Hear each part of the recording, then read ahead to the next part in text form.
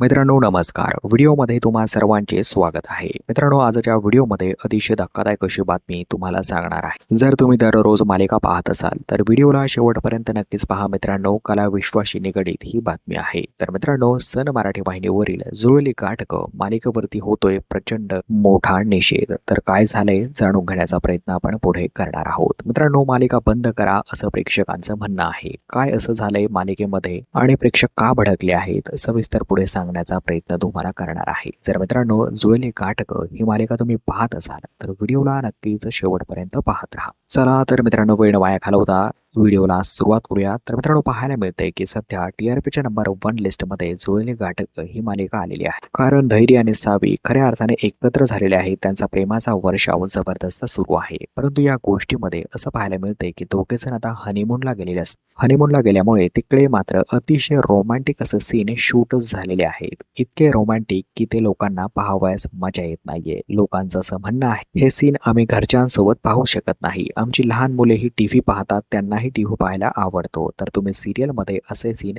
दाखवू नका. अशा सीनमुळे मुलांना एक विचित्र अशी शिकवण मिळते. त्यामुळे तुम्ही असं शूटिंग करू नका असं प्रेक्षकांचं म्हणणं आहे. नाहीतर ही मालिका बंद करून टाका. जुळली गाठक मालिकेचा नवीन प्रोमो आल्यापासून फार भयंकर असा प्रेक्षकांचा संताप या मालिकेवरती पाहायला मिळत आहे. सोशल मीडियावरती प्रचंड अशा वाईट अशा कमेंट लोकांनी केल्या आहेत आणि त्यांनी डिरेक्टर तथा सन मराठी वाहिनीला विनंती केली आहे की असे सीन तुम्ही दाखवू नका, ज्यामुळे ही मालिका आम्हाला घरामध्ये पाहता येणार नाही. संपूर्ण मालिका प्रायव्हेट असेल तर आम्ही ती दुसरीकडे पाहू शकतो, परंतु लहान मुलांसोबत आणि आमच्या आई वडिलांसोबत ही मालिका आम्ही पाहू शकत नाही. तर मित्रांनो प्रेक्षकांचा हा आक्षेप तुम्हाला बरोबर वाटतोय का हे आम्हाला कमेंट्समध्ये नक्कीच कळवा आणि येणाऱ्या पुढील व्हिडिओसाठी चॅनलला सबस्क्राईब करा, बेल आयकॉन दाबायला विसरू नका. धन्यवाद.